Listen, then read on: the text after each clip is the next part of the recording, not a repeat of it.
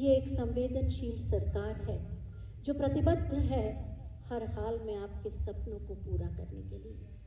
माननीय मुख्यमंत्री जी की संवेदनशील सोच का परिचायक है ये आयोजन, जो विश्वास, संवेदनशीलता और अपनेपन से भरा है। मैं बहुत बहुत स्वागत करती हूँ माननीय मुख्यमंत्री जी और श्री रजत शर्मा जी और साथ ही मंचासीन सभी अतिथियों का, इस विश्वास को दिलाने के लिए कि आप सब हमारे साथ हैं। और अब मैं अपर मुख्य सचिव सूचना श्री नवनीत सहगल जी से अनुरोध करूंगी कि अपनी बात कहें।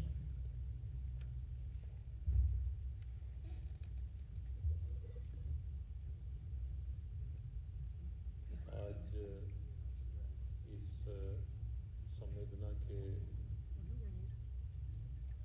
भावपूर्ण कार्यक्रम में मैं माननीय मुख्यमंत्री जी का और हमारे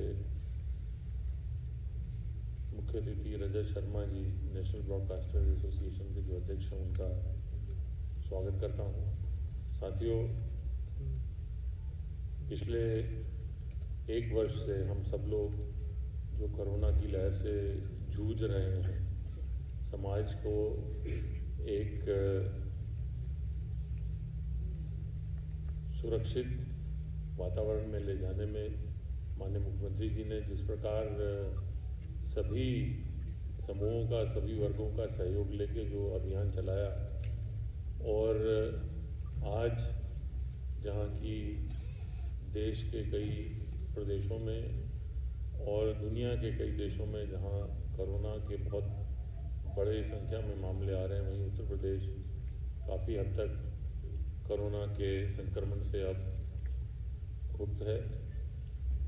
लेकिन बीमारी अभी, ये वायरस अभी गया नहीं है, सबको सावधानी की आवश्यकता है। ऐसे में माननीय मुख्यमंत्री जी की संवेदनशीलता है कि समाज के हर वर्ग तक पहुंचने का सरकार ने प्रयास किया है, और विशेषकर हमारे पत्रकार बंधु जो कि हर प्रकार का जो जोखिम उठाकर जिन्होंने इस दौरान रिपोर्टिंग की और अपने कर्तव्य जो उनका समाचार संकलन के प्रति था उसको पूरा करते हुए हमने बहुत अपने साथियों को खोया भी है, और जो हमारे साथी चले गए वो हम उन्हें लौटा तो नहीं सकते, लेकिन सरकार की तरफ से सहानुभूति, संवेदना और एक साथ सरकार ये आपको संदेश देना चाहती है कि हम सब लोग आपके साथ हैं। सभी परिवारों से सहानुभूति है, और इस क्रम में मैं ये भी अवगत कराना चाहूँगा कि माननीय मुख्यमंत्री जी की संवेदनशीलता है कि जब ये इसके नियम बन रहे थे तो उसमें बहुत तरह की नियम सुझावित किए गए, परंतु माननीय मुख्यमंत्री जी ने कहा कि जो भी हमारे पत्रकार हैं, जिस भी श्रेणी के रहे हैं, उसमें सबसे आसान और सरल नियम होने चाहिए ताकि अधिक से अधिक लोगों को, अधिक से अधिक अपने साथियों को सहायता पहुंच सके और संवेदना सरकार की पहुंच सके। मैं आज के इस कार्यक्रम में समय देने के लिए माननीय मुख्यमंत्री जी का आभार भी प्रकट करना चाहता हूँ। रजत शर्मा जी जो कि विशेष रूप से दिल्ली से आए हैं, और ये भी रजत जी भी कोरोना के लहर के बाद आज पहली दफ़ा, और इसी आप सबको, हमको जो एक आप सबके लिए संवेदना का संदेश देने के लिए विशेष रूप से वो दिल्ली से आए हैं, मैं उनका भी बहुत बहुत स्वागत करता हूँ। साथियों, ये जो प्रक्रिया अपनाई गई है, जैसे मैंने बताया, माननीय मुख्यमंत्री जी ने जैसे निर्देशित किया कि सबसे आसान नियम होना चाहिए। पत्रकार किसी भी श्रेणी का हो, उसको, उसके परिवार को सरकार आर्थिक सहायता दे रही है। आज 10-10 लाख रुपए की आर्थिक सहायता हर परिवार को माननीय मुख्यमंत्री जी के कर कमलों से और रजत शर्मा जी के कर कमलों से उपलब्ध कराई जाएगी। आज बहुत भावपूर्ण दिन है। मैं सबसे अनुरोध करूंगा कि हमारे जो साथी, हम लोगों ने जिन साथियों को खोया है, उनकी स्मृति में हम सब लोग 2 मिनट का मौन भी रखें ताकि एक संदेश हमारा सबको जाए और उनको आत्मा को शांति के लिए भी हमारी प्रार्थना हो। तो मैं अनुरोध करूंगा कि अगर 2 मिनट का मौन सभी लोग।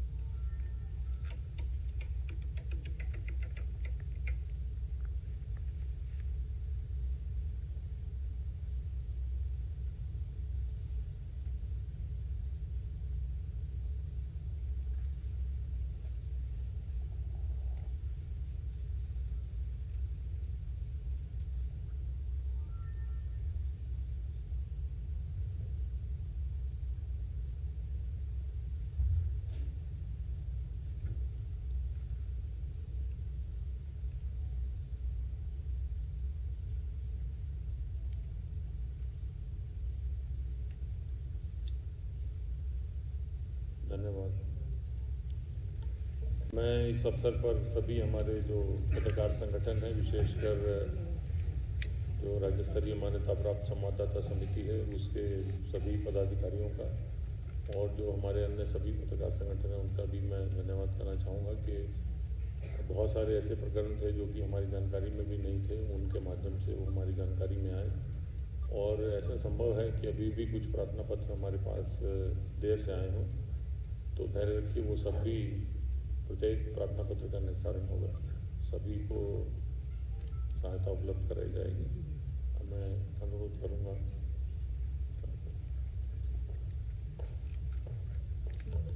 बहुत बहुत धन्यवाद ये बहुमूल्य जानकारी देने के लिए।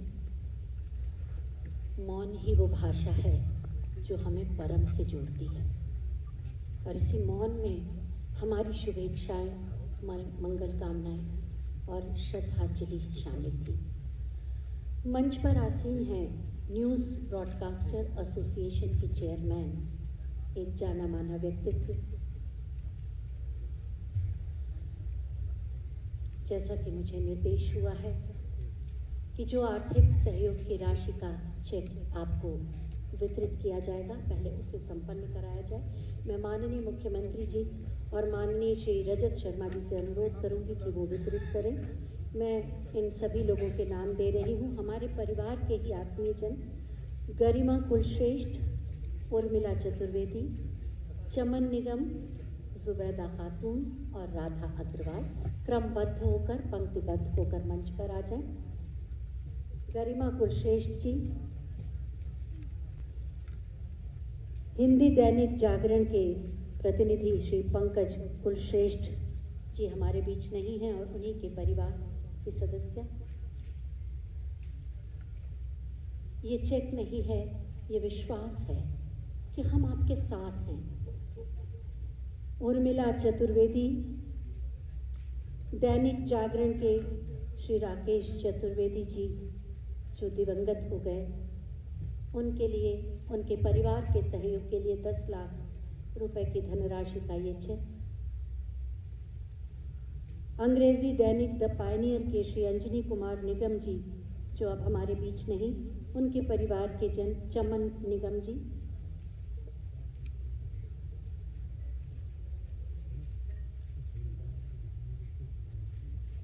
उर्दू दैनिक प्रिंस न्यूज़ के शफीकुर रहमान साहब अब हमारे बीच नहीं, उनके परिवार की सदस्य जुबैदा खातून साहिबा। वास्तव में राशि कितनी है? 10 लाख राशि। इसका महत्व नहीं, एक संवेदनशील आश्वासन और विश्वास है कि आपके सपनों को पूरा करने में हम आपके साथ हैं। दैनिक जागरण के स्वर्गीय श्री मुन्ना लाल जी के परिवारजन राधा अग्रवाल,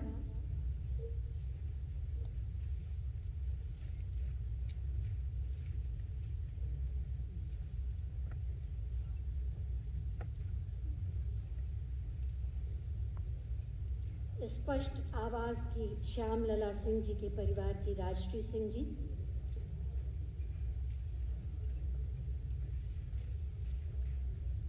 हिंदी दैनिक वर्कर्स हेरल्ड के स्वर्गीय श्री आलोक श्रीवास्तव के परिवार की दुर्गा श्रीवास्तव जी,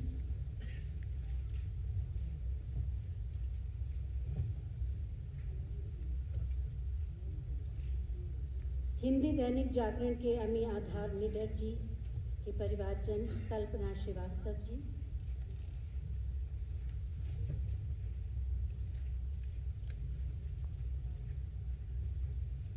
$10 लाख रुपए का ये चेक सिर्फ धनराशि नहीं, आपके हौसलों को शक्ति देने का प्रयास है।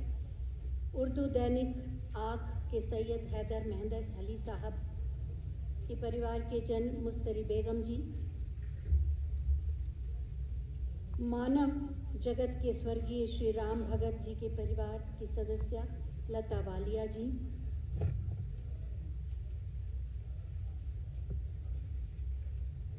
पहले मुस्तरी बेगम जी और उसके बाद लता वालिया जी।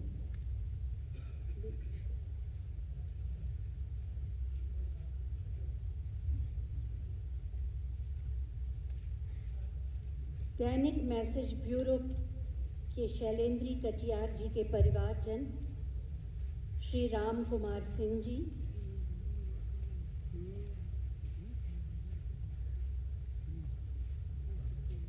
हम आपके साथ हैं, हम आपकी उम्मीद बनना चाहते हैं, आपके हृदय का साहस बनना चाहते हैं और उसी का प्रतीक है ये 10 लाख रुपए की धनराशि।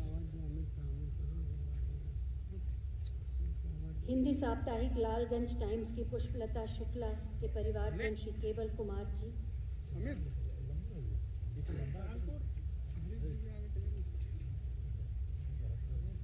दैनिक जनप्रिय ललितपुर के राजीव पवैया जी के परिवार के सदस्य नीलू जैन जी,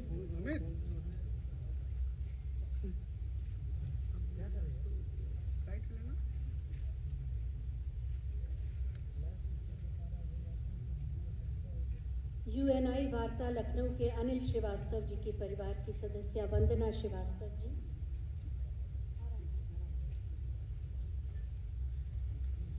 ये 2020 में जिन लोगों ने हमारा साथ छोड़ा उनके परिवार के सदस्य थे। अब 2021 में जो लोग दिवंगत हुए उनके परिवार के सदस्य, हिंदी साप्ताहिक ऑफ बीट के प्रमोद श्रीवास्तव जी के परिवार की सदस्य अंशु श्रीवास्तव जी,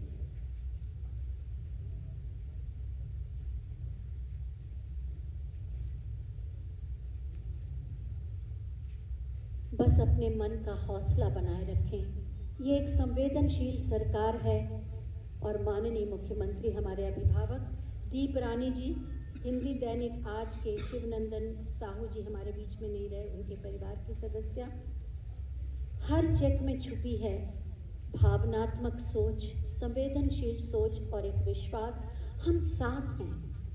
सच्चिदानंद गुप्ता जी, हिंदी दैनिक हैदरगढ़ की बात की डॉली गुप्ता जी, वरिष्ठ पत्रकार श्री हिमांशु जोशी जी के परिवार की सदस्य सुनीता जोशी जी,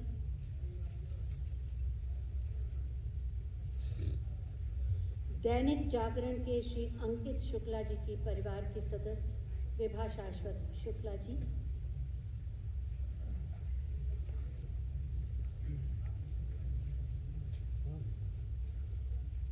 हिंदी साप्ताहिक अवामी तर्जुमान के रफीकुर रहमान रशीदी जी के घर की फरहत राना,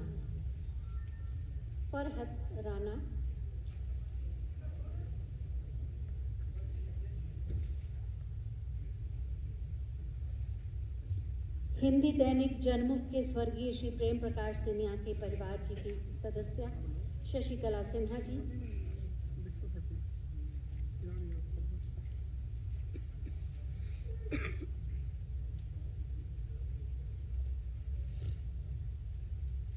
हिंदी साप्ताहिक अनुभूति प्रवाह के स्वर्गीय श्री धीरेन्द्र धीर जी के परिवार के सदस्य अभिनीत सिंह जी,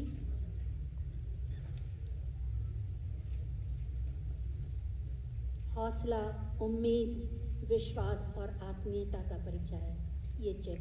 हिंदी साप्ताहिक पवन प्रवाह के स्वर्गीय श्री पवन मिश्रा जी के परिवार की सदस्य सुधा मिश्रा जी, दैनिक लोक भारती के स्वर्गीय श्री हरिशंकर गुप्ता जी के परिवार की रजनी गुप्ता जी,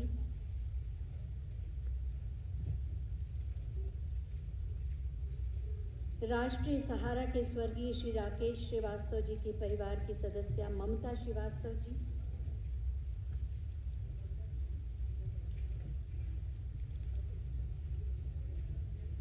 उर्दू दैनिक साईं लहर के जनाब मोहम्मद वसीम साहब की परिवार की सदस्य अफसरी बानो,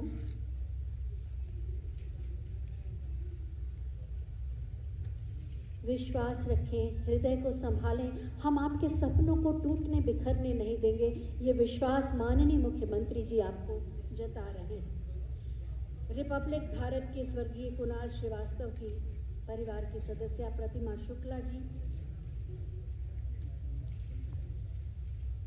आप अपने हृदय को संभालें, हम आपके हौसले को कायम रखेंगे। जन संदेश टाइम्स के सलाउद्दीन शेख जी के घर की नाहिद शेख, बहुत ही भावुक पल, हिंदी साप्ताहिक काम किसका की उषा स्वर्गीय उषा अग्रवाल जी के घर के श्री शिशिर कुमार गुप्ता जी।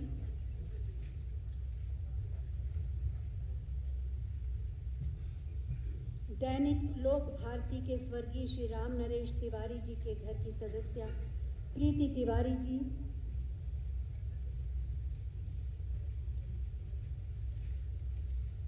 दैनिक लखनऊ मेल के स्वर्गीय श्री के सिन्हा जी के पुत्र श्री मोहित सिन्हा जी।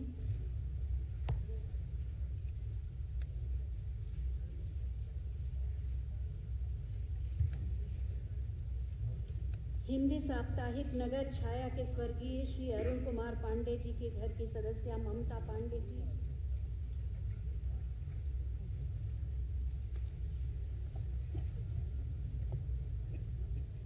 दैनिक अमर उजाला के स्वर्गीय श्री अजय शंकर तिवारी जी के परिवार की प्रिया तिवारी जी।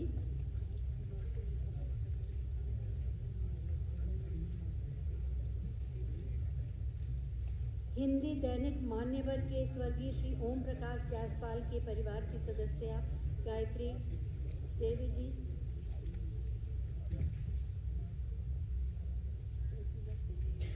हम आपको बताना चाहेंगे कि स्वर्गीय श्री रोहित सरदाना जी की पत्नी श्रीमती प्रमिला दीक्षित जी यहाँ आई नहीं है, लेकिन ये सहयोग राशि उन तक भी पहुँचेगी। हिंदी दैनिक अमृत प्रभात प्रयागराज के स्वर्गीय श्री मधुसूदन त्रिपाठी जी के घर की सदस्या शैल त्रिपाठी जी।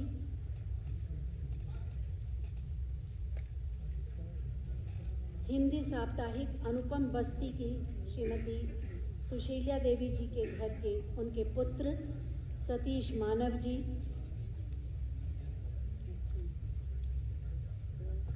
हिंदुस्तान समाचार के जनाब शफी अहमद साहब के घर की सदस्या सीमा सैफी जी। जानते हैं ये पल बहुत कठिन है, लेकिन उम्मीद, हौसला और विश्वास के अलावा कोई रास्ता नहीं। माननीय मुख्यमंत्री जी हर चेक के साथ आशीर्वाद भी दे रहे हैं। प्रतीक समाचार के स्वर्गीय श्री मोहन शुक्ला के परिवार की सदस्या कुमारी एंजल शुक्ला।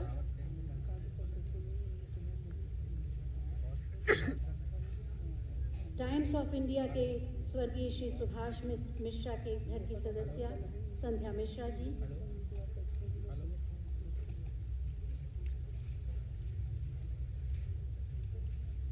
वरिष्ठ पत्रकार श्री कौशल किशोर जी के घर से कांति Sharma ji.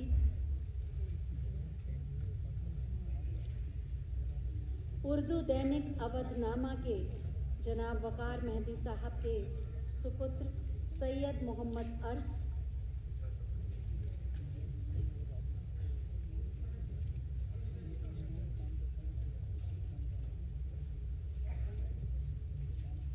DDC news agency के स्वर्गीय श्री अखिलेश कृष्ण मोहन जी के परिवार की सदस्य रीता कृष्ण मोहन जी।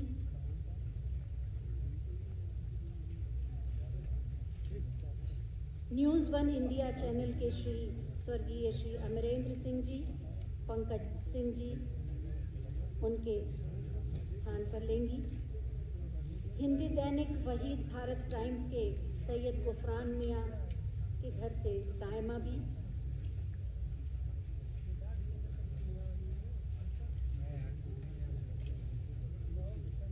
उर्दू के जमा दोस्त के स्वर्गीय श्री कैलाश नाथ जी के पुत्र श्री आदर्श कुमार जी।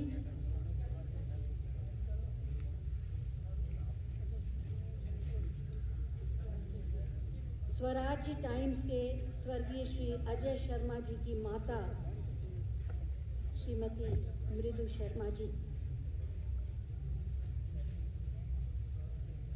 हम सब आपके साथ हैं।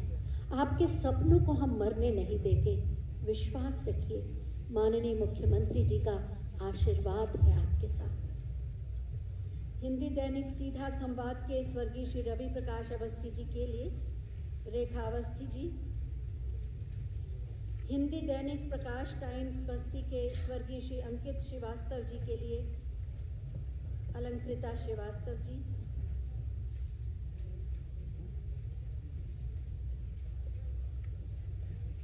और अंत में हिंदी दैनिक राष्ट्रीय स्वरूप के स्वर्गीय श्री राजकिशोर तिवारी जी की ओर से शोभा तिवारी जी।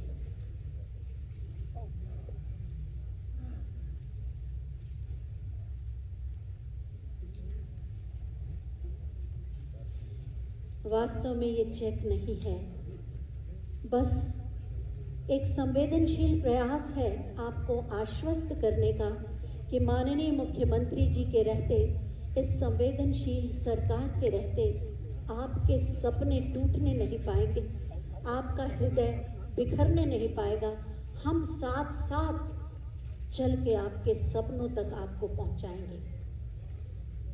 हम सब उत्तर प्रदेश के 24 करोड़ लोग ये जानते हैं, देखा है विगत वर्षों में कि जब भी कोई बड़ी चुनौती आई है, माननीय मुख्यमंत्री जी हमारी सुरक्षा और सम्मान के लिए हमेशा आगे बढ़े हैं। विपत्ति काल में वो सुरक्षा कवच बनकर हमारे आगे खड़े हुए हैं और आज का ये आयोजन उन्हीं की संवेदनशील सोच का परिणाम है। ये विश्वास कि हम साथ हैं, आप अकेले नहीं हैं। मैं बहुत ही आदर के साथ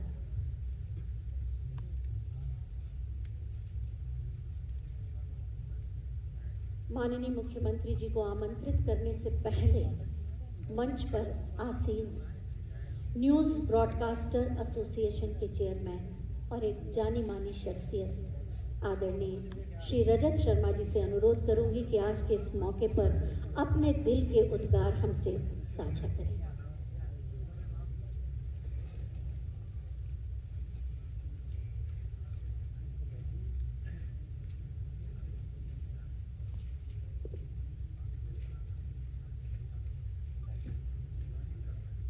आदरणीय योगी आदित्यनाथ जी, मंच पर आसीन अधिकारीगण, भाइयों और बहनों, एक भावुक क्षण है। सबसे पहले तो मैं संवेदना व्यक्त करना चाहता हूं उन सब शोक संतप्त परिवारों के प्रति जिन्होंने कोरोना के प्रकोप से अपनों को खोया। श्रद्धांजलि देना चाहता हूं सब पत्रकारों भाइयों और बहनों को जिन्होंने इस कोरोना के काल की वजह से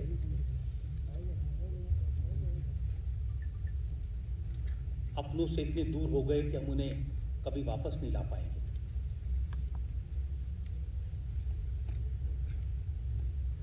मैं उत्तर प्रदेश के मुख्यमंत्री योगी आदित्यनाथ जी का बहुत आभार व्यक्त करना चाहता हूं कि उन्होंने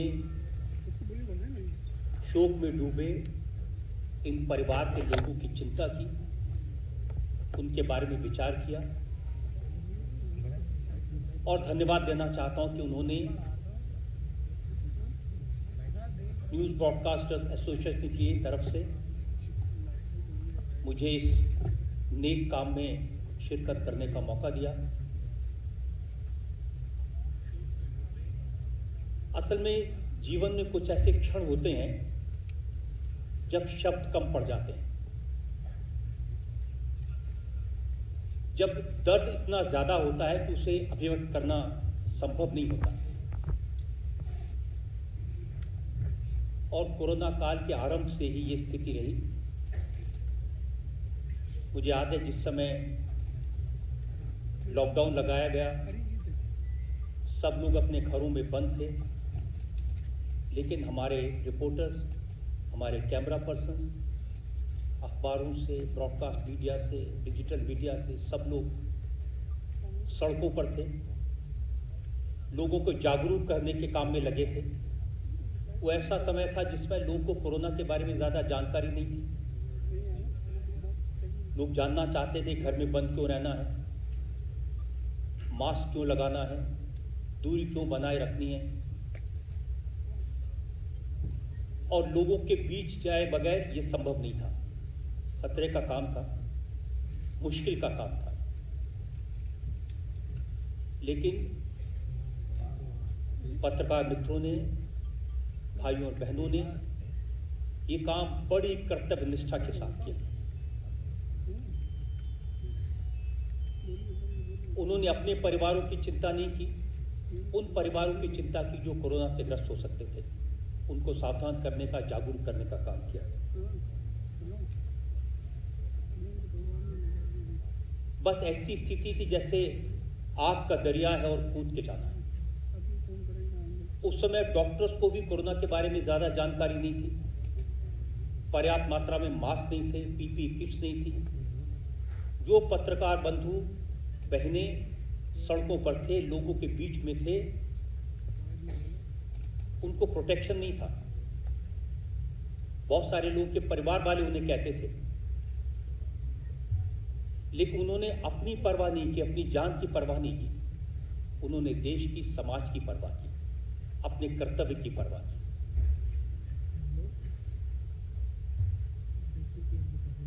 आपको याद होगा कि जिस समय कोरोना का काल शुरू हुआ, एक स्टेज ऐसी आई जब लोगों ने लापरवाही करना शुरू।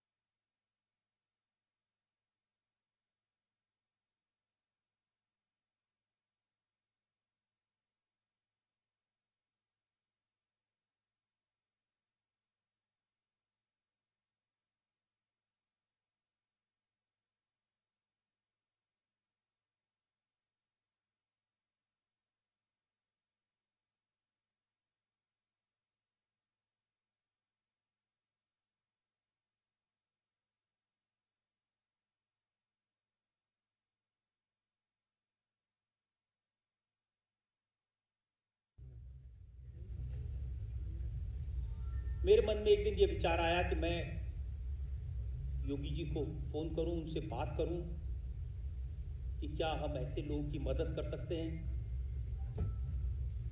आप विश्वास नहीं करेंगे ये चमत्कार कैसे होता है। मैंने अपना फोन उठाया था फोन मिलाने के लिए, उससे पहले लखनऊ से फोन आया, नब्बी जी ने फोन किया, कहा मुख्यमंत्री जी बात करना चाहते हैं। और मुख्यमंत्री जी ने कहा कि हम जो ऐसे शोक संतप्त परिवार हैं उनको उत्तर प्रदेश सरकार की तरफ से 10-10 लाख रुपए देना चाहते हैं, मदद करना चाहते हैं।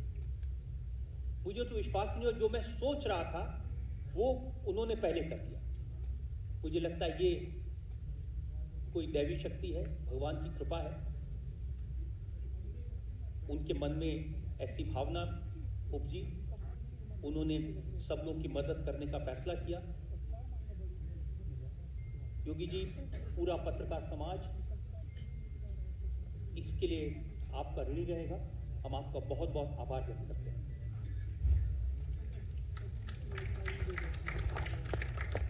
और मित्रों, जैसा बार बार कहा गया इस मंच से, ये 10 लाख रुपए की राशि सिर्फ एक सिंबल है, टोकन है, भावनाओं का, विश्वास का। और ये एक सिलसिला शुरू हुआ है, आगे भी जहां भी जैसे भी मदद कर पाएंगे उसका प्रयास हम लगातार करते रहेंगे। कोरोना अभी खत्म नहीं हुआ है, ये संकट टला नहीं है, ये लड़ाई अभी जारी है। और उस लड़ाई में हमारे जो पत्रकार बंधु हैं उनका संघर्ष भी लगातार जारी है। मैं सिर्फ इतना कहना चाहता हूं कि सिर्फ हम देश को जगाने का काम करते रहें, अपने इस कर्तव्य में लगे रहें, लोगों को समझाते रहें कि मास्क पहनना क्यों ज़रूरी है, लोगों को समझाते रहें कि दूरी बनाए रखना क्यों ज़रूरी है, लोगों को समझाते रहें कि वैक्सीन लगवाना कितना ज़रूरी है, लोगों को बताएं कि वैक्सीन लगवाना सिर्फ इस संक्रमण से बचने के लिए नहीं है, ये देश को नॉर्मल स्थिति में लाने के लिए ज़रूरी है, ये देश के विकास के लिए ज़रूरी है। और मुझे पूरा विश्वास है हमारे इस काम में, हमारे इस संघर्ष में हमें योगी आदित्यनाथ जी का सपोर्ट, उनका आशीर्वाद मिलता रहेगा। बहुत बहुत धन्यवाद।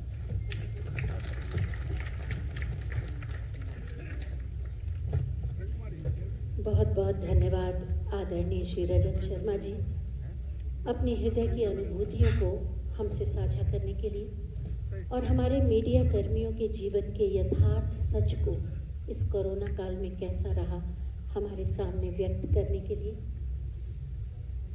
हमारी पीड़ाओं की चिंता करते हैं माननीय मुख्यमंत्री जी, हमारे हर दर्द को समझते हैं माननीय मुख्यमंत्री जी, हमारे सपनों की सुरक्षा और सम्मान के लिए प्रतिबद्ध हैं माननीय मुख्यमंत्री जी।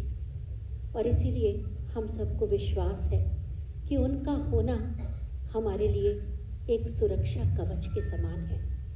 मैं बहुत ही आदर के साथ माननीय मुख्यमंत्री जी से अनुरोध करूंगी कि आज के इस अवसर पर अपने हृदय के उद्गार व्यक्त करें।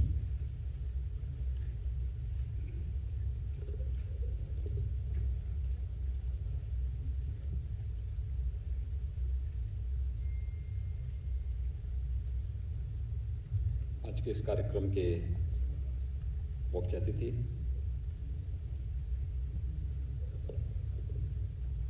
न्यूज ब्रॉडकास्टर एसोसिएशन के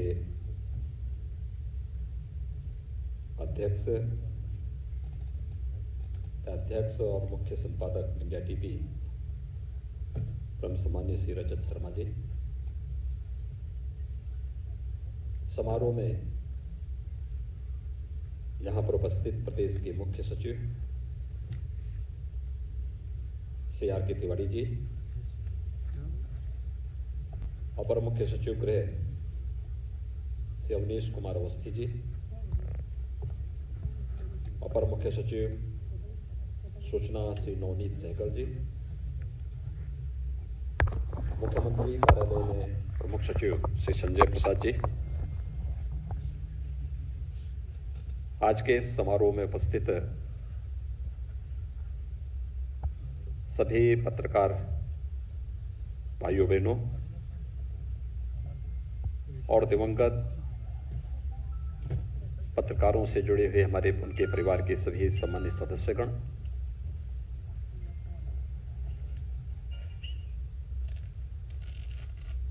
मैं सबसे पहले आभार व्यक्त करता हूं माननीय श्री रजत शर्मा जी का, जिन्होंने आज का अपना समय प्रदेश की राजधानी में आज के इस समारोह के लिए हमें उपलब्ध कराया है। हम सबके लिए यह एक ऐसा क्षण है जब मीडिया जगत से जुड़े हुए उन सभी दिवंगत आत्माओं के प्रति जिन्होंने कोरोना कालखंड में समाज के लिए अपनी लेखनी को चलाते चलाते अपने प्राणों की आहुति दी है, उन सब के प्रति हम अपनी संवेदना व्यक्त कर सकें, श्रद्धांजलि व्यक्त कर सकें और परिवारजनों के प्रति एक संबल बन करके उन सभी शोक संतप्त परिजनों को अपनी संवेदना के दो शब्द कह सकें। आज का इस समारोह इसी बात को लेकर के यहाँ पर आयोजित हुआ है। मैं प्रदेश सरकार की तरफ से दिवंगत आत्माओं के प्रति विनम्र श्रद्धांजलि अर्पित करते हुए शोक संतप्त परिजनों के प्रति अपनी पूरी संवेदना व्यक्त करता हूं। हम सब जानते हैं कि पिछले 15-16 महीनों से पूरा देश और पूरी दुनिया इस सदी की सबसे बड़ी महामारी से जूझ रही है और इसमें कोई एक क्षेत्र या कोई एक प्रदेश या कोई एक देश नहीं बल्कि दुनिया की बड़ी बड़ी ताकतें इस महामारी के सामने पस्त हुई हैं और उसमें हर तबका इससे प्रभावित हुआ है। तो स्वाभाविक रूप से अलग अलग तबके के पास अपने अपने लिए सुरक्षा कवच भी है, लेकिन मीडिया से जुड़ा हुआ तबका अगर वह फ्रीक्वेंट आवागमन नहीं करेगा तो समाचारों का कलेक्शन उस रूप में नहीं कर पाएगा। और इसीलिए जब पहले बचाव की प्रक्रिया प्रारंभ हुई, प्रारंभ में पहली लहर के दौरान हम सब जानते हैं कि लॉकडाउन की प्रक्रिया के दौरान प्रवासी कामगार और श्रमिकों को सुरक्षित उनके घरों तक पहुंचाना, कोटा में और अन्य स्थानों पर जो छात्र प्रतियोगी परीक्षाओं की तैयारी कर रहे थे उन्हें सुरक्षित उनके घरों तक पहुंचाने का कार्यक्रम रहा हो, ये सभी बातें हमारे संज्ञान में तब आती थी जब, क्योंकि एक आम नागरिक तो सामान्य रूप से भयभीत सा था, उसके मन में एक अदृश्य आशंका सी जन्म ले रही थी, पता नहीं क्या होगा, कैसे होगा। लेकिन उसी बीच आदरणीय प्रधानमंत्री जी का मार्गदर्शन और मीडिया से मिलने वाली कुछ ऐसे समाचार जिनके माध्यम से जो सरकार का ध्यान भी आकर्षित करते थे और फिर उसके अनुरूप हमें रणनीति बनाने में मदद भी करते थे कि नहीं, हमें तत्काल इन लोगों के लिए सहायता के इस कार्यक्रम को आगे बढ़ाना चाहिए। और वह कार्यक्रम चलते चलते जब पहली लहर को हम लोगों ने एक प्रकार से नियंत्रित सा कर दिया, इसी दौरान वैक्सीनेशन का कार्यक्रम भी प्रारंभ हुआ और मैं आभारी हूं सम्मानित श्री रजत शर्मा जी का, जिन्होंने इस बात को कहा कि वैक्सीनेशन के स्पेशल ड्राइव चल रहे हैं, सभी कार्यक्रम बहुत अच्छे ढंग से प्रारंभ हो चुके हैं। हेल्थ वर्कर्स का, कोरोना वॉरियर्स का, अगर मीडिया के लिए भी इस प्रकार की कोई स्पेशल ड्राइव चल सके तो क्योंकि उनके पास कोई सुरक्षा कवच नहीं है। हेल्थ वर्कर्स को सुरक्षा मिलनी चाहिए, हर प्रकार की सुविधा मिलनी चाहिए, कोरोना वॉरियर्स को भी हर प्रकार की सुविधा और सुरक्षा मिलनी चाहिए। सरकार उसके अनुरूप रणनीति भी बना रही है, लेकिन यह लोकतंत्र का जो एक सजग प्रहरी के रूप में मीडिया जगत से जुड़े हुए जो बंधुगण कार्य कर रहे हैं, उनके पास कुछ भी नहीं है, न पीपी किट है, बहुत सारी जगह ग्लव्स भी नहीं हैं, मास्क का भी कभी कभी अभाव देखने को मिलता है। हर एक घटना या हर एक व्यक्ति के संपर्क में आने के बाद सैनिटाइजर मिलेगा ही, इसकी उम्मीद भी नहीं की जा सकती है। क्या वैक्सीनेशन का स्पेशल बूथ मीडिया से जुड़े हुए बंधुओं के लिए स्थापित हो सकते हैं? और मैंने कहा आपने बहुत अच्छा सुझाव दिया है और हम लोग चाहेंगे कि नोएडा और लखनऊ में 2 बूथ प्रारंभ हों तो अच्छा रहेगा। और मुझे प्रसन्नता है कि लगभग 25,000 के आसपास लोगों को वैक्सीन इन दोनों बूथों पर उपलब्ध करवाने में, केवल इन 2 बूथों पर, बाकी तो बाद में हर जनपद में हम लोगों ने प्रारंभ किया, लेकिन प्रारंभ में चले हुए इन 2 बूथ से जो सहायता वहां पर प्रारंभ मिली। और मुझे ये भी अच्छा लगा कि कोविशील्ड का जो वैक्सीन था अमूमन उसमें माना जाता था कि 10 लोगों को वैक्सीन लगेगा, लेकिन उसमें क्षमता क्या होती थी? 11 लोगों की वैक्सीन देने की क्षमता होती थी। एक दिन आदरणीय प्रधानमंत्री जी ने इस बारे में मुझसे पूछा कि आखिर वैक्सीन का वेस्टेज कितना है यूपी में। मैंने कहा प्रारंभ में तो बहुत ज्यादा था, अब घटते घटते हम उसको 2 तक लेके आ गए हैं और हमारा प्रयास है हम इसको और भी नीचे कर लें। उन्होंने कहा कि आपको मालूम है कि कोविशील्ड का जो वैक्सीन है इसमें एक वायल में 10 लोगों को आप वैक्सीन लगाते होंगे, लेकिन इसमें 11 लोगों के लिए वैक्सीन होता है। एक व्यक्ति का वैक्सीन इसमें फिर भी वेस्ट होता है। मैंने कहा नहीं, ऐसा मालूम मुझे जानकारी में नहीं, आप पहली बार मेरी जानकारी में आ रहा है। लेकिन मैं उसी दिन फिर सूचना भवन में गया था और जहां पर मीडिया के लिए स्पेशल बूथ बना हुआ था, तो मैंने वहां पूछा, मैंने कहा कितने लोगों को वैक्सीन लग रहा है? तो मुझे बताया गया कि एक वायल में हम 11 लोगों को वैक्सीन यहां पर दे रहे हैं। यानी मीडिया ने ही वहां पर भी रास्ता दिखाया कि जो प्रधानमंत्री जी चाहते थे कि वास्तव में 11 लोगों का वैक्सीन है तो 11 लोगों को लगे, एक जो हम अभी भी उसको वेस्ट कर देते थे वह भी वेस्ट न हो। और यह हमें यहां देखने को मिला था, क्योंकि वैक्सीन आज भी जरूरत है और व्यापक पैमाने पे, क्योंकि सुरक्षा का कवच यही वैक्सीन दे सकता है। इसने दिया भी। वैक्सीन लेने के बाद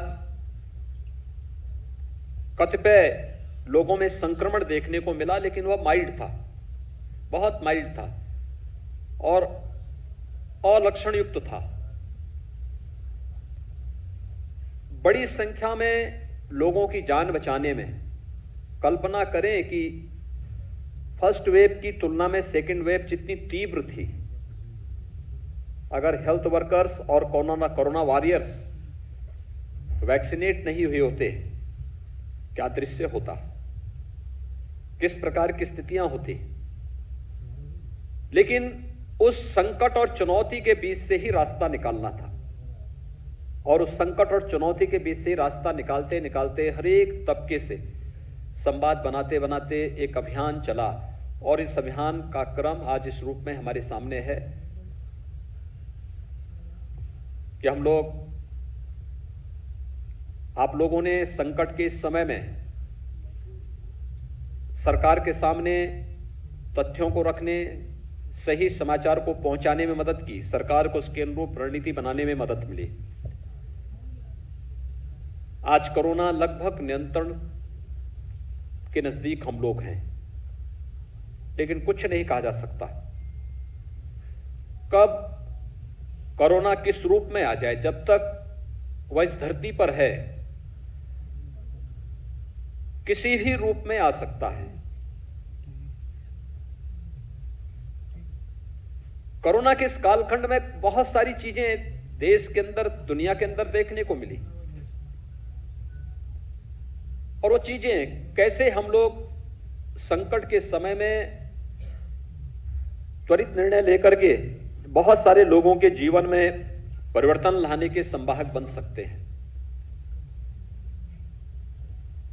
कैसे समयबद्ध ढंग से बनाई गई कोई रणनीति एक बड़ी आबादी को सुरक्षा कवच दे सकती है और कैसे इन कार्यक्रमों को आगे बढ़ाया जाना चाहिए, आज किसी से छुपा हुआ नहीं है। हम आभारी हैं प्रधानमंत्री मोदी जी के, जिन्होंने वैक्सीन उपलब्ध करवाई है।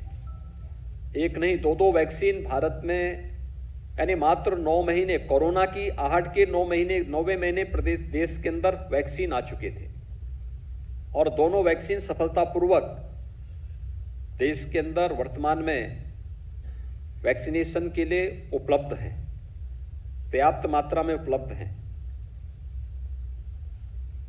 वैक्सीनेशन का एक कार्यक्रम पूरे देश के अंदर जिस गति से चल रहा है, आने वाले समय में देश की एक बड़ी आबादी को यह एक सुरक्षा कवच उपलब्ध कराएगा। लेकिन अनुमान करिए, जब हमारे पास मार्च 2020 में कोविड का पहला मामला आया था, कानपुर में इटली के व्यापारी आए थे और उनके माध्यम से संक्रमण यहां फैला था। और इसके बाद एक आशंका जन्म लेने लग गया क्या होगा, क्योंकि तब हमारे पास सैंपल टेस्टिंग की कोई व्यवस्था उत्तर प्रदेश में नहीं थी। उसके अगले ही दिन नोएडा में भी कुछ मामले आ गए और फिर क्या होगा, हम लोगों ने सैंपल लिए और सैंपल लेने के बाद उन्हें एनआईवी पुणे हमें भेजना पड़ा था। एनआईवी पुणे से पॉजिटिव की पुष्टि होने के साथ ही हमें अब इनका उपचार कैसे हो, क्योंकि तब होम आइसोलेशन की कोई सुविधा नहीं थी, कोई व्यवस्था भी नहीं थी, तो हमें दिल्ली सफदरजंग हॉस्पिटल में उन्हें भेजना पड़ा था। लेकिन भारत सरकार के सहयोग से समाज के विभिन्न तबके के लोगों ने भी जो हमें सहयोग किया, आज हम लोग प्रतिदिन 4 लाख टेस्ट प्रतिदिन करने की क्षमता प्रदेश के अंदर विकसित कर चुके हैं। 4 लाख टेस्ट कोविड के प्रतिदिन हम लोग कर सकते हैं। देश के अंदर टेस्टिंग में उत्तर प्रदेश आज नंबर 1 पर है, यानी हम लोगों ने लगभग अब तक 6.5 करोड़ से अधिक लोगों के टेस्ट संपन्न किए हैं। बेड्स हमारे पास प्रारंभ में नहीं थे, और जब प्रारंभ में प्रधानमंत्री जी ने पूछा कि कितने ऐसे जनपद होंगे जिसमें एक भी वेंटिलेटर नहीं है, तो प्रदेश में हमारे 36 जनपद ऐसे थे जहां एक भी वेंटिलेटर नहीं था। आज सभी 75 जनपदों में हम लोगों ने आईसीयू बेड दिए हैं, वेंटिलेटर उपलब्ध कराए हैं। जितने डॉक्टर्स हैं, पैरामेडिक्स हैं, टेक्नीशियंस हैं, हाउसकीपिंग स्टाफ है, इन सब की ट्रेनिंग भी पूरी करते हुए हमारे पास पर्याप्त मात्रा में बेड्स मौजूद हैं। आपने देखा होगा सेकेंड वेव के दौरान जब दिल्ली के अंदर स्थिति अनियंत्रित सी हो गई थी, तो नोएडा, गाजियाबाद, मेरठ, बुलंदशहर, हापुड़, मुजफ्फरनगर, सहारनपुर, मुरादाबाद, ये सभी जनपदों में एक बड़ी संख्या में दिल्ली से जुड़े हुए पेशेंट अपना उपचार करते हुए दिखाई दे रहे थे। एक बार यहां से कुछ लोगों ने कहा कि मैंने कहा भी नहीं, आपके पास बेड उपलब्ध है तो हर एक व्यक्ति को उपचार उपलब्ध करवाइए। और उपचार उपलब्ध कराना ये एक मानवीय सेवा है, एक ईश्वरीय सेवा है। उस व्यक्ति को कष्ट जरूर है, लेकिन ये अपना सौभाग्य मानिए कि इसी बहाने आपको ईश्वर एक अवसर दे रहा है सेवा करने का। मित्रों, हम लोगों ने इस दौरान अपने कई साथियों को खोया है, अलग अलग सेक्टर के। उसमें राजनेता भी हैं, उसमें नौकरशाह भी हैं, उसमें समाज जीवन के विभिन्न क्षेत्रों में कार्य करने वाले विभिन्न विभूतियां भी हैं, और उसमें हमारे मीडिया से जुड़े हुए भी विभिन्न तबके से जुड़े हुए, मीडिया से जुड़े हुए हमारे रिपोर्टर, पत्रकार, बहुत सारी जगह संपादक, सह संपादक, अलग अलग कैटेगरी से जुड़े हुए, मीडिया से जुड़े हुए बंधुगण भी इसकी चपेट में आए। उन सभी शोक संतप्त परिजनों के प्रति संवेदना व्यक्त करने के साथ साथ उनके प्रति संवेदना के साथ सरकार का एक संबल जब खड़ा होता है, समाज उनके साथ जब खड़ा होता है, ये सच है कि हम जो दिवंगत हुए हैं उनकी पूर्ति नहीं कर सकते, उनकी कमी की पूर्ति कभी नहीं हो सकती, लेकिन समाज का सपोर्ट उनके लिए एक संबल होता है, उन्हें आगे बढ़ने के लिए, चुनौतियों से जूझने के लिए एक प्रेरणा होती है। और उस संबल के रूप में समाज को खड़ा होना होगा, पूरे समाज को खड़ा होना पड़ेगा एक साथ। और इसीलिए सरकार ने समय समय पे अलग अलग कार्यक्रम और घोषणाएं भी की। जैसे जो बच्चे अनाथ हो गए थे इस दौरान, उन लोगों के लिए भी हम लोगों ने मुख्यमंत्री बाल सेवा योजना प्रारंभ की।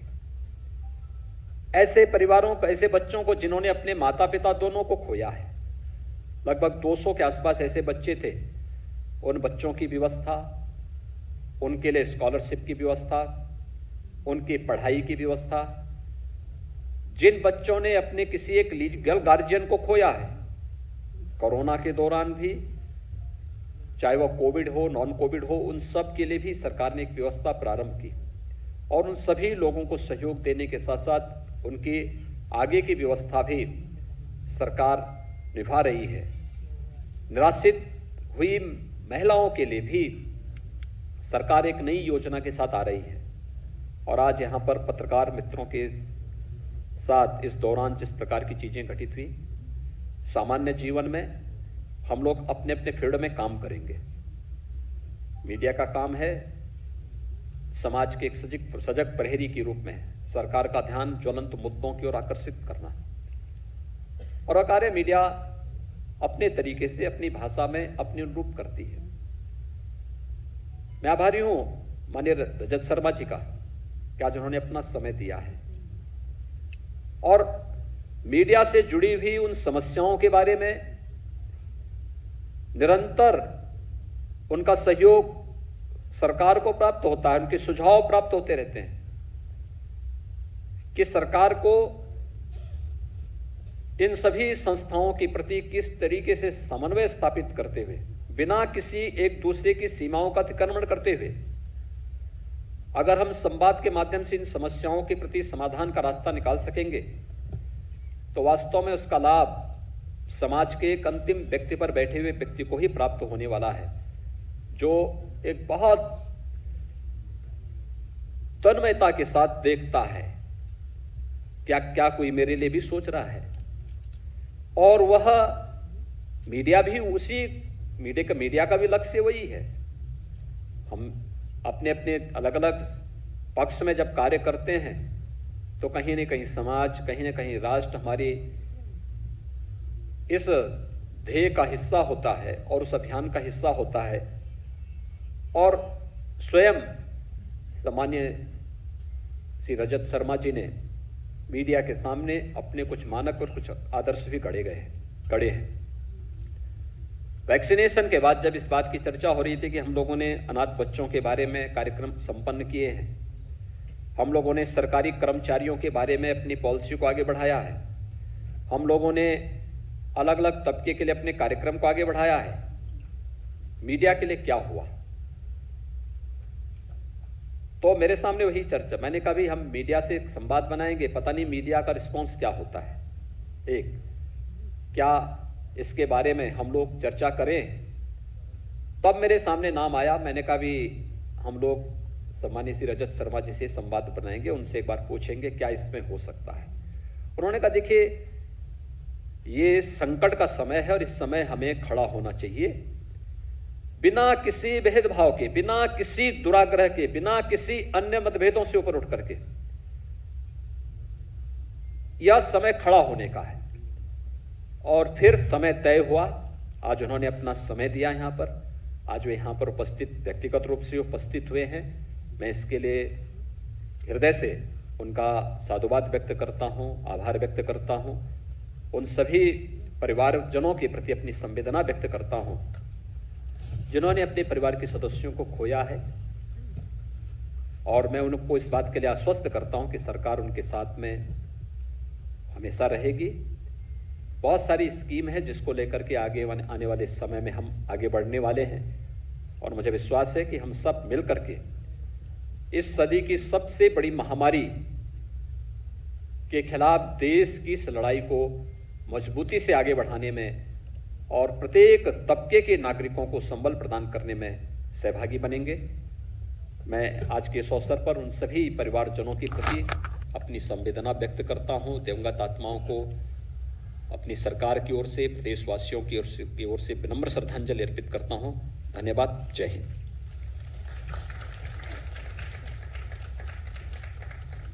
बहुत बहुत धन्यवाद माननीय, आपने एक और संबल दिया चुनौतियों का सामना करके आगे बढ़ने के लिए।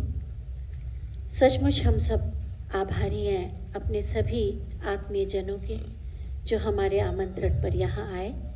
अंत में हम आप सभी के प्रति आभार व्यक्त करने के लिए प्रमुख सचिव मुख्यमंत्री श्री संजय प्रसाद जी से अनुरोध करूंगी कि अतिथियों के प्रति आभार व्यक्त करें।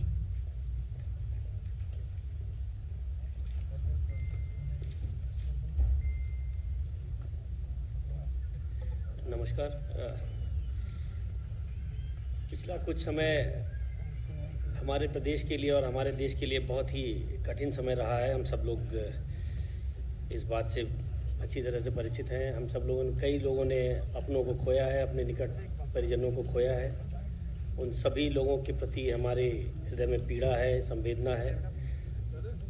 माननीय मुख्यमंत्री जी ने जो इस प्रदेश के 24 करोड़ जनता की सेवा का जो संकल्प लिया और जिस तरह से पिछले 2 वर्षों से जिस तरह से डट करके जो कोरोना के विरुद्ध जो लड़ाई लड़ी जा रही है इस प्रदेश में, इससे हम और आप बहुत अच्छी तरह से परिचित हैं। समाज का कोई भी वर्ग हो, चाहे वो गांव का किसान है, चाहे वो श्रमिक है जो दूसरे प्रदेश से आ रहा है, चाहे वो निराश्रित बच्चा है, चाहे गांव की महिलाएं हैं, चाहे वो कोई भी हो, स्टूडेंट्स हैं, हर वर्ग के प्रति उन्होंने चिंता की और उन्होंने उस वर्ग की तरफ एक मदद के हाथ बढ़ाने की कोशिश की है। एक बहुत ही होलिस्टिक अप्रोच के साथ कोरोना की लड़ाई को अंतिम रूप दिया गया और आज उसी लड़ाई का परिणाम है कि प्रदेश हमारा, दुनिया के बहुत सारे देश जो हमारे प्रदेश के करीब करीब बराबर हैं, वहाँ की स्थिति क्या है और आज इस प्रदेश की स्थिति कहाँ है, क्या है, जहाँ हम अपनी लड़ाई की जीत के पास पहुँच चुके हैं। तो ये उनके संकल्प और उनकी प्रेरणा का ये परिणाम है कि आज हम इस कार्यक्रम में यहाँ मौजूद हैं और जिन पत्रकारों को हमने खोया है उनके प्रति सरकार ने एक मदद के हाथ बढ़ाने की कोशिश की है। मैं इस प्रेरणा के लिए और इस कार्यक्रम में गरिमामय उपस्थिति के लिए मैं मुख्यमंत्री जी का विभाग की ओर से, सभी पत्रकार बंधुओं की ओर से हृदय से आभार प्रकट करना चाहता हूँ। आभार की घड़ी इस क्रम में मैं आदरणीय श्री रजत शर्मा जी, जो आज के इस कार्यक्रम के मुख्य अतिथि हैं और देश के बहुत ही बड़े मीडिया पर्सनालिटी हैं, उनका भी मैं आभार प्रकट करना चाहता हूँ। उनकी उपस्थिति इस बात को दर्शाती है कि उनके भी हृदय में अपने पत्रकार साथियों के लिए कितनी पीड़ा है और कितनी संवेदना है। वो जैसा कि सहगल सर ने बताया आपको कि बहुत कम इस कोरोना के दौरान निकलते थे, आज पहली बार किसी सार्वजनिक कार्यक्रम में यहाँ हमारे निमंत्रण पे आए हैं और उनकी उपस्थिति से इस कार्यक्रम की गरिमा तो बढ़ी है और साथ में ये इस बात को भी दर्शाता है कि इस कोरोना की लड़ाई में चाहे हम पत्रकार हों, चाहे समाज का कोई भी वर्ग हो और सरकार है, हम सब लोगों को मिल करके इस लड़ाई को लड़ना है। आपका मैं पुनः इस उपस्थिति के लिए मैं आभार प्रकट करना चाहता हूँ। मैं आभार प्रकट करना चाहता हूँ उन परिवारों का जो इस संकट की घड़ी में भी, दुख के क्षण में भी आप हमारे बुलावे पे आप यहाँ आए। ये सरकार ने जो मदद का हाथ बढ़ाया और माननीय मुख्यमंत्री जी ने अपने संबोधन में और भी बताया, आपको आश्वस्त किया कि आने वाले समय में भी सरकार आपके साथ खड़ी रहेगी। आप इस कार्यक्रम में उपस्थित हुए, हम बहुत बहुत आभारी हैं आपके। मैं आभार प्रकट करना चाहूँगा माननीय मुख्य सचिव महोदय का, माननीय अपर मुख्य सचिव गृह महोदय का, माननीय अपर मुख्य सचिव सूचना महोदय का कि उनकी गरिमामय उपस्थिति से इस कार्यक्रम की शोभा बढ़ी है।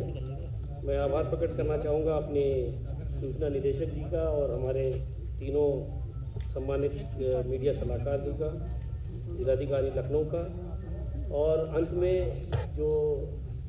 जिनके लिए ये कार्यक्रम आयोजित किया गया है उनके प्रतिनिधि जो हमारे राज्य मान्यता प्राप्त पत्रकार समिति के माननीय सदस्यगण हैं, अन्य सभी जो संगठन जो पत्रकारों का प्रतिनिधित्व करते हैं, उनके सभी सम्मानित प्रतिनिधिगण यहाँ मौजूद हैं।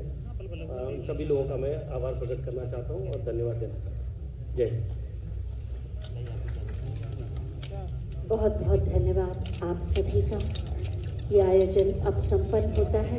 बस एक अनुरोध है आप सभी से कि यहाँ से जाएं तो एक विश्वास लेकर जाएं कि आप अकेले नहीं हैं, आपको किसी तरह की कोई कमी नहीं होने दी जाएगी।